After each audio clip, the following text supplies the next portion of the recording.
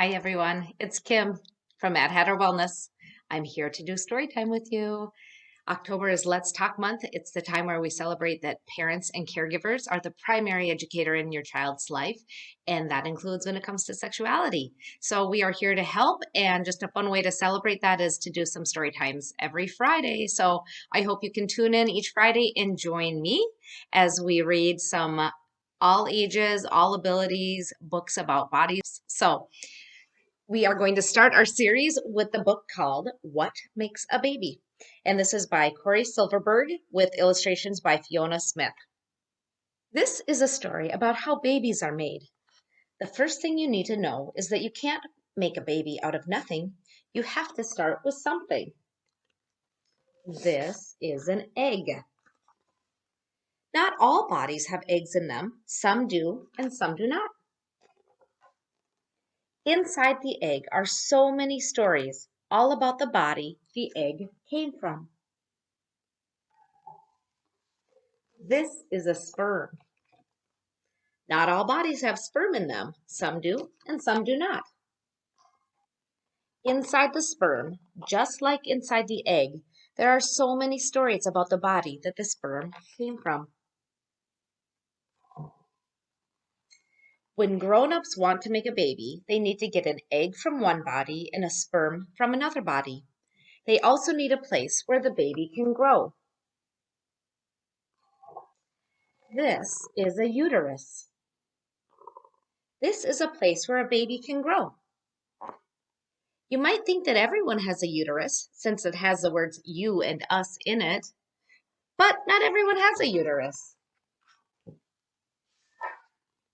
Just like eggs and just like sperm, some bodies have a uterus and some bodies do not. Everybody that has a uterus always has it in the same place, just below the belly button, in the squishy middle part. When an egg and sperm meet, they swirl together in a special kind of dance. As they dance, they talk to each other. The egg tells the sperm all the stories it has to tell about the body it came from, and the sperm tells the egg all the stories it has to tell about the body it came from. When their dance is done, they are not two things anymore. They danced around and shared so much that they became one brand new thing. At first, it's just a tiny thing. Sometimes this tiny thing does not grow, and sometimes it grows into a baby, like you did. Who helped bring together the sperm and the egg that made you? Who was happy that it was you who grew? Everything that grows grows differently.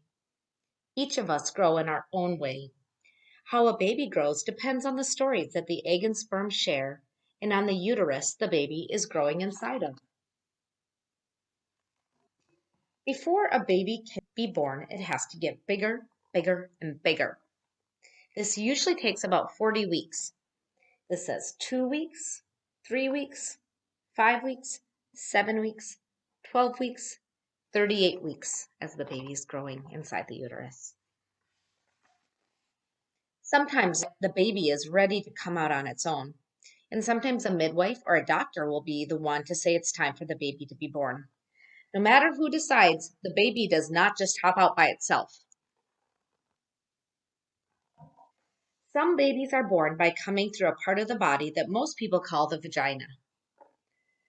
Other times, doctors will make a special opening below the belly button, take the baby out, and then close up the hole. Whichever way the baby comes out, it's a pretty big deal for the baby. And it's also a pretty big deal for the people who waited and waited and waited for the baby to be born. Sometimes it takes a long time, sometimes it is quick, sometimes it hurts a little, and sometimes it hurts a lot. But usually everyone needs a lot of rest afterwards. Who was waiting for you to be born? Thanks for joining me for story time, and we'll see you next Friday too. Bye bye.